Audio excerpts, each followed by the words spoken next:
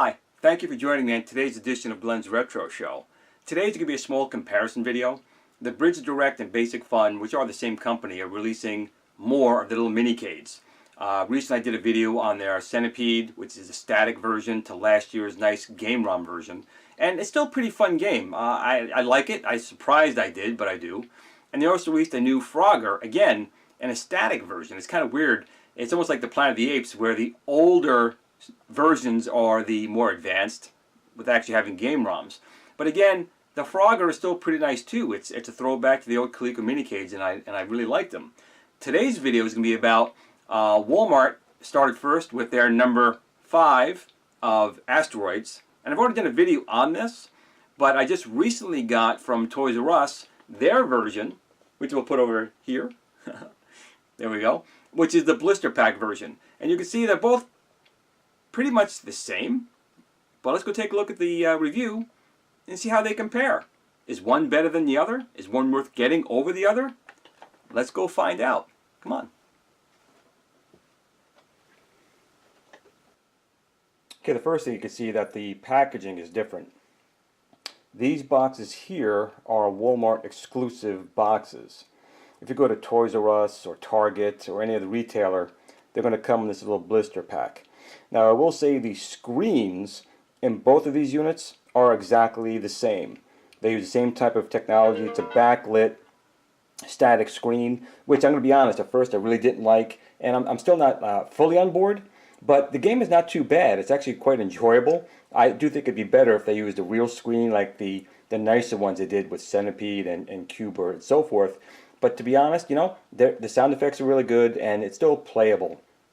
And the other difference is in the Wal-Mart version, we'll take a look at in a second, the control panel and unit itself is a little bit larger, which is more of the style of the Q*bert Centipede that they also sell. And this is more along the lines of their traditional size. Now I will say the one thing I do like about this one over this one is, again, it's not too big a deal on the Asteroids, actually it's fine. They put a 4-way lock in the joystick on these units, and on this one it's not. Most likely the reason is they had done this for like Q*bert and Centipede, because those games only worked in those directions, and it's just easier to use the same molds. And this is obviously using the molds from the older units that didn't have the 4-way lock. But let's get these out of the packages and let's take a look and see how they are. Okay, so the one you see here right now first is the Wal-Mart version, which is a slightly more thicker, larger arcade version. And as we rotate, we're going to come into the blister pack version, which you'd find at your Toys R Us or your Target or other retailers. And both designs, let's turn this thing back on here again, both designs actually look fine. It's maybe a preference to you or just whichever one you can find. But I do find both of them to be pretty cool. Now I've worked a lot more with the smaller version here, which I've always built my mini-cades out of. But there's no reason why you couldn't do the same thing with these larger ones if you so wanted to. I'm going to hit this button on here again as well to keep these guys going. They shut off after some activity. Now one of the nice things about the newer ones, at least on this one, I haven't tested on the one back here yet, is that it will keep the high score. As long as you have batteries in the unit, it will keep the high score. Now you can see them both here right now side by side. You can see the screen sizes, although they look different, it's only because these are different here, but the screens themselves are identical. They still have on-off buttons, and the button layout is a little bit different. This here is your start button, where this is your start button. You have your left and right joystick here, left and right joystick here, and then your fire and hyperspace. And the way that works here is you can press 4 times to launch 4 missiles, and then if you want to hold the button down, if an asteroid's coming towards you, it'll let the asteroid pass through you without hitting your ship. And they do that because the ship itself can only rotate around the center of the screen because they used a static LCD in here. But the exact playability in both is exactly the same. So I'm going to move this a little bit closer here. And let's see if we can do this real nice here. I'm going to hit the start button, which is going to be here. And again, I can use the joystick left and right to start it. So here we go. And the controls work fine. Again, a lot of people, including myself, I was a little upset that they went with a static display. But the more I play the Asteroids, I am enjoying it. It's definitely fun to play. And I take my hat off for them finding a way to really, I'll hold the button down right now so it goes through me. Take my hat off that they actually found a way to make a static screen play a game. Is hard to say the word complicated, but being a vector game, just amazing that they were able to do this and make it really fun and playable, and it is. You see that I had the UFO there. The sound effects are really, really good. And it's a fun game. Now, not the big, but a difference also is in price. When you buy these, they're about $17.99 for the blister pack version, which again is these little smaller mini-cades, where these are $19. Now, normally they, at least we assumed they were doing that because the Wal-Mart versions had nicer screens. They had an actual LCD and a game ROM. This here is not the case. The screens are identical in both systems. So it's just a difference in price because I guess there's a difference in price. Because the only thing different on these are the plastics. And I can't imagine there being more than a penny or two difference in those prices.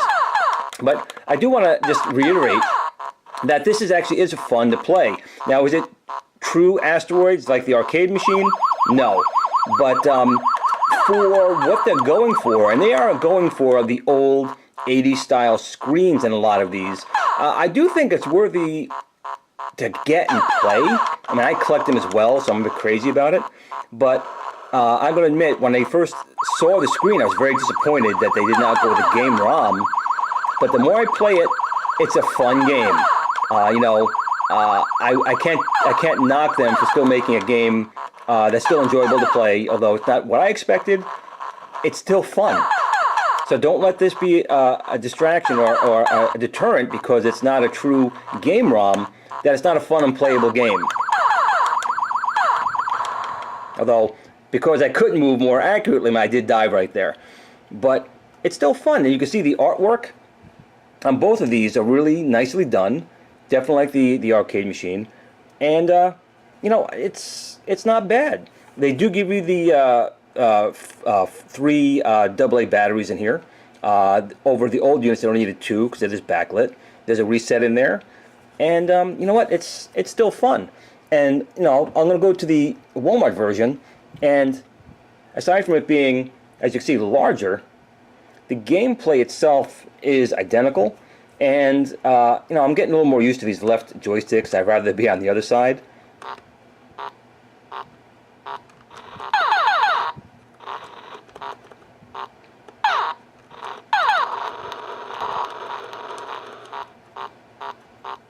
But it plays exactly the same.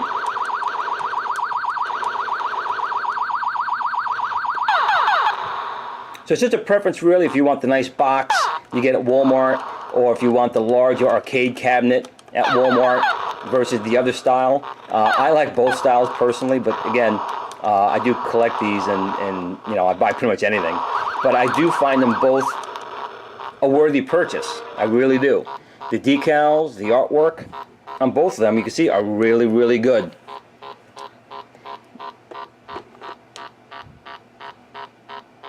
Now, I'm listening to the sound effects. This might have a nicer speaker. I don't know. Let me see if I can turn this one on too and start the game. I'll definitely say, just in listening, this speaker sounds a smidgen louder and maybe a little bit more bass than this one. But the speakers using in this might be the same speakers they use in the Space Invaders and the Pac-Man. But they're very comparable. If you didn't have both of them side by side, you probably would never even know.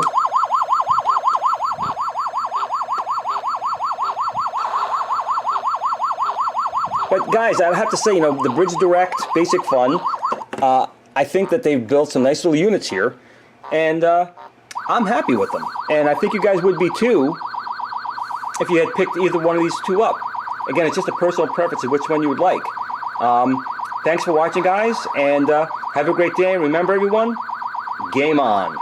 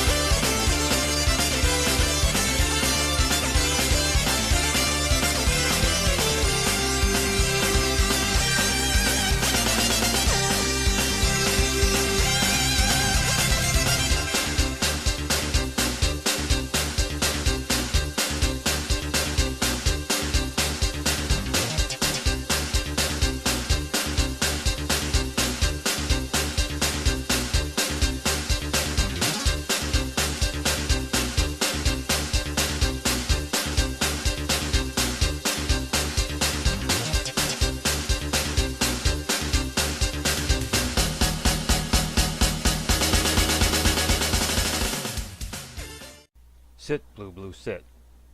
Good dog.